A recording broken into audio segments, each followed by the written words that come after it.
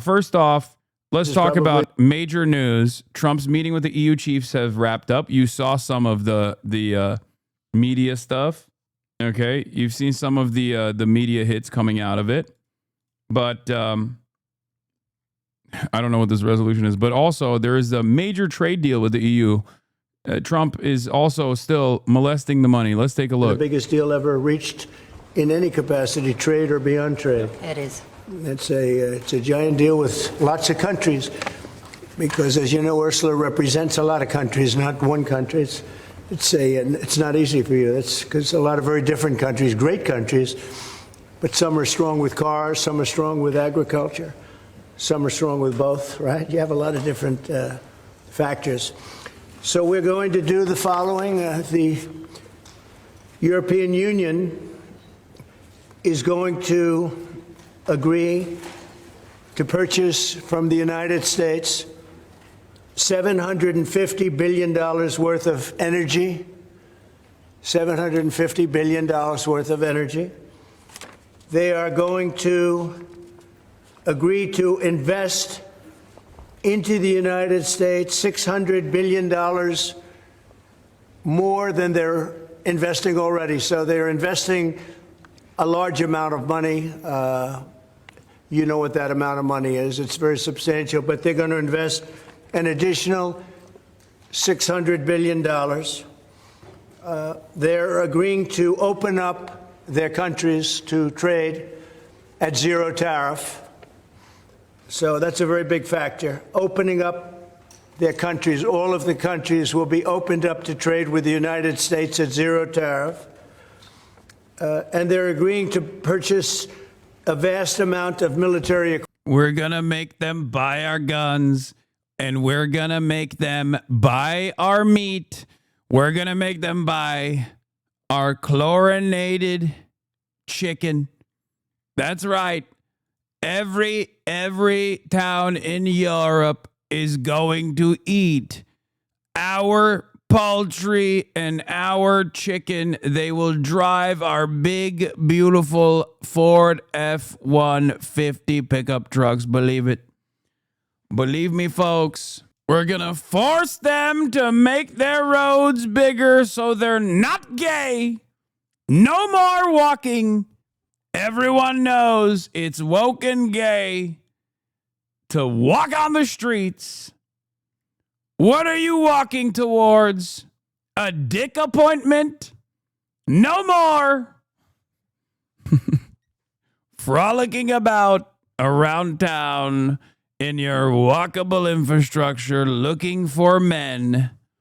What you need is the straight, not woke, American-made tanks that you need a commercial driver's license to drive. Equipment, we don't know what that number is, but it's the good news is we make the best military equipment in the world, so sort of you have to do that. I mean, until somebody tops us, which is not going to happen. We're way ahead of They're every other topping country us in on the terms roads of of the quality Europe. of the military equipment. You saw that recently in Iran, and you see that, unfortunately, you see that often for all the wrong reasons, right? So those things are $750 billion, $600 billion, opening up the country. We are agreeing that the tariff straight across for automobiles and everything else will be a straight across tariff of 15%. So we have a tariff of 15%. We have the opening up of all of the European countries, which I think I could say were essentially closed. I mean, you weren't exactly taking our autos, you weren't exactly taking our agriculture, and then you would have smaller things, but for the most part, it was closed. And now it's open. It's open for our companies to go in and do a good job with it. I think you'll like them. I think you'll like it. And we will, very importantly, they'll be investing a lot of money, but the military is a big number, but that's one number we're not determining. It's going to be whatever it is, but they're going to be purchasing hundreds of billions of dollars worth of military equipment. They're very important. They're going to purchase $750 billion worth of energy. So that's going to be great. And $600 billion worth of investments into the United States over and above what they have. So, and I think that basically concludes the deal. I mean, those are the main factors. I don't think there are too many other factors, other than we're going to get along great. And we have a great relationship now with NATO, which is largely the same. I mean, not exactly, but pretty close, right? Largely.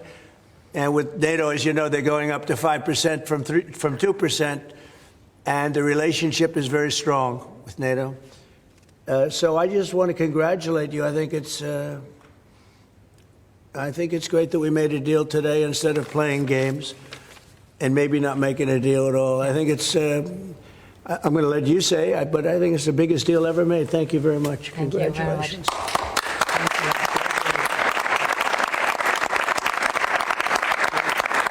Yeah, thank you. We have a deal. We have a trade deal. Yeah, what could we possibly do? Work with the fucking Chinese? I mean, come on now. Have you noticed that they're Chinese? There is no unit on this planet, no organized body on this planet more servile, more cuckolded than the European Union, okay? Like, we constantly talk about the Gulf nation states and how much they suck America's dick.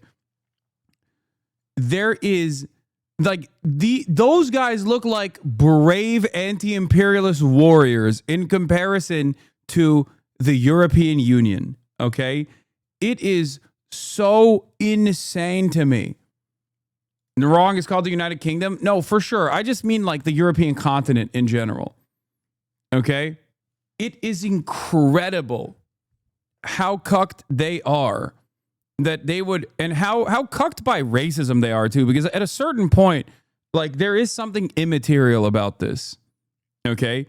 By their assessment, their alternative is having better relations with China, and ultimately, they're Chinese, so we can't do that, is the assessment that they're making here. I swear to fucking God.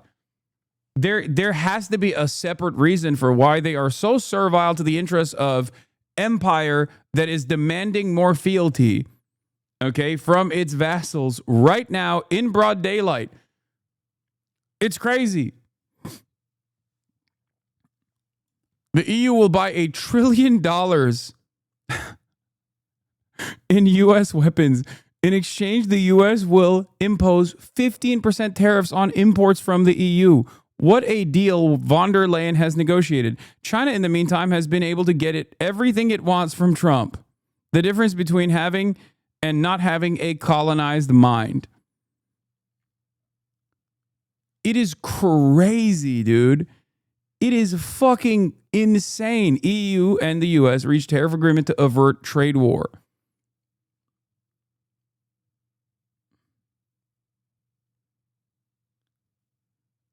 Like, do the Europeans in the chat, do you guys see this stuff and does it not piss you off? I am of the Yanis Varoufakis mindset that, like, clearly, hold on. I am of the Yanis Varoufakis mindset that, like, the DM25 mindset that, like, the EU could be technically a force for good in a collaborative effort against the United States, but it seems like the formative reason why it was designed is to behave like a organized body that is totally servile to U.S. interests in the interest of upholding capitalism. Okay? I don't understand how average, regular-ass Europeans that come from this, like, long tradition, that have national mythology that extends far beyond the United States of America, how they could just, like, sit around and be like, yeah, no, we're just fucking dogs. We're dogs. We need to give our masters more, my lord. We need to give our masters more, my lord. Is cuck porn. It is cuck porn. It doesn't make any fucking sense. China, U.S. to extend tariff pause as Sweden talks by another 90 days. Yeah, China got another extension on the tariff pause, by the way, because they're just like, yeah, no, we're not doing that.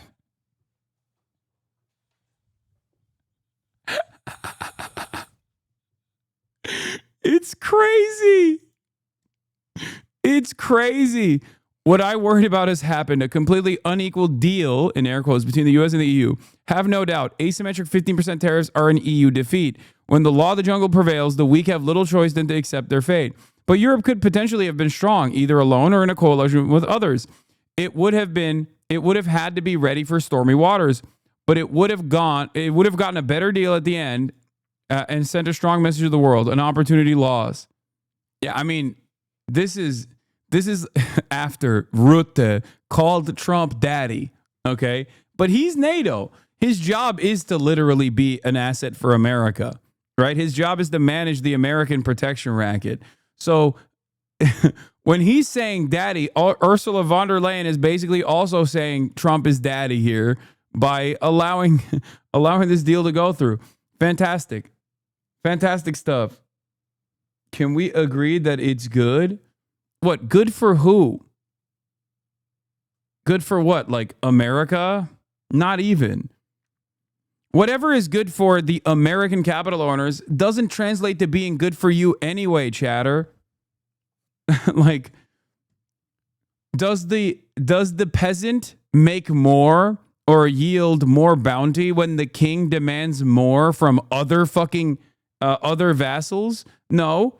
The vassals offer tribute to the king and a hand-selected few lords. You don't actually fucking receive any of those benefits. It's no different. It inspires me, my lord. Like, who do you think? There's a shit ton of neolibs in Europe. A lot of people are so scared of Russia that you can steal every penny from their pocket if you say it's for defense. Well, that too. There is definitely a lot of, USSR, remnants of USSR fears that Vladimir Putin and his invasion of Ukraine have like completely fucking re-emboldened. Between the two largest economies in the world. And it's a big deal. It's a huge deal. It will bring stability. It will bring predictability. That's very important for our businesses on both sides of the Atlantic. It's 15% tariffs across the board, all inclusive. The investments Mr. President just described that going to go to the United States and the purchases over there. Indeed, basically the European market is open. It's 450 million people. So it's a good deal. It's a huge deal. Yeah. Was tough negotiations. I knew it at the beginning, and it was indeed very tough, but we came to good conclusions for both sides. So again, congratulations and many thanks. Thank you very much. Thank you. Do you have any questions, please? How did you come to a deal so quickly? Did the European Union come there and get... I think we both wanted to make a deal. You said something that is very important. It's going to bring us closer together. I think this deal will bring us very close together, actually. Sort of, it's a partnership in a sense, but it's a very good point, and it's something that's very important. It's a great partnership. It's so good for us. No, we had 4 or 5. No, not pharmaceuticals. I mean, we're going to be, as you know, a lot of companies are coming into the U.S., and that's unrelated to this deal. But it's, I think this didn't just start today. We had a meeting. I wasn't sure. I said 50-50. I think you probably felt the same thing. But this started months ago, this negotiation. So we knew pretty much what we were getting into, and we were able to make a deal that's very satisfactory to both sides. So it's a very powerful deal. It's a very big deal. It's the biggest of all the deals. It will be the biggest of all the deals. So we're very honored to have done so. And your staff has been fantastic, and they worked together long and hard. They worked hard and long, and many thanks to the teams on both sides. It was, as I said at the beginning, a heavy lifting you had to do. But many thanks also for the talks we had many times on the way. Your daddy, Your daddy, many thanks to you, Vater. Vater, you have done so well. We love paying fealty. We love being the vassal, yeah. Vater, we will work harder and harder for the Americanisch Ford F-150, yeah. Very nice. Wunderbar, as we say. Why are you showing cuck porn? That's just politics, baby. To our goal. And now we made it. And that's good. It's really good. Anybody else? Yes, ma'am. Anybody else want the smoke? President, what are the U.S. concessions? What is the U.S. giving up in the deal, if anything? So the starting point was an imbalance, a surplus on our side and a deficit. Yeah, we were really fucking over America. So the starting point was America was getting fucked over. FIFA really sticking it to the Americanish people. Yeah, so the starting point was already bad for the Americans. So they get nothing. They get everything and we get nothing in return. Very good. On the US side. And we wanted to rebalance the trade relation. And we wanted to do it in a way that trade goes on between the two of us across the Atlantic, because the two biggest economies should have a good trade flow between us. And I think we hit exactly the point we wanted to find. Rebalance, but enable trade on both sides, which means good jobs on both sides of the Atlantic, means prosperity on both sides of the Atlantic, and that was important for us. And again, the energy is a very important component because we have more energy than anybody else in that sense. And I think it was very wise that they buy a lot of energy, and it's great stuff, and it solves a lot of problems. So that was a great decision, I think. What about steel? What are your views? On what? Steel.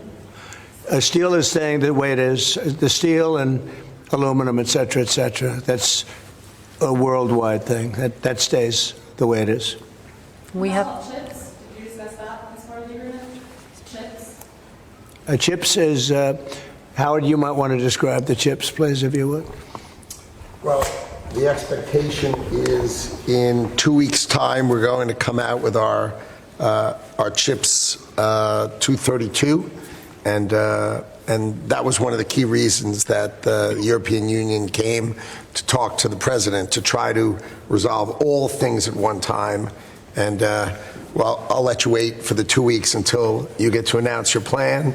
But we are going to be bringing chip manufacturing back to the United States of America. We'll be doing a lot of chips. A lot of companies are coming in from Taiwan and from other places into the U.S. And they're doing that in order to avoid tariffs. And the president really avoided the tariffs in a better way for them, much better way, much more conclusive. I think probably much more profitable, definitely much more profitable, and got a lot of benefit from it. So it was a very interesting negotiation. I think it's going to be great for both parties. I think your various countries are very happy about this.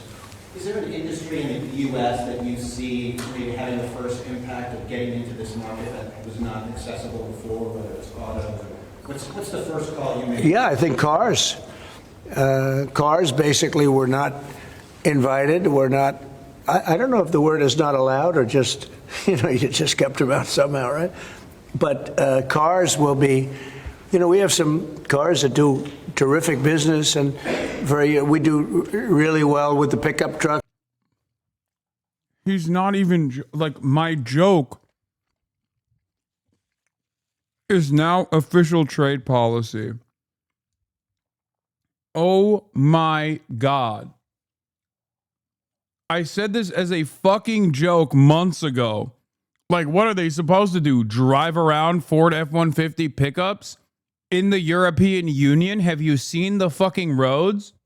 With the SUVs, we have some great things. And I think the people of Europe will have some diversification. I think that'll make them happy. So I think maybe cars would be the one that would go the biggest, and the second would be agriculture, the farmers. And we'll do it in very strict conjunction with the president and the European Union.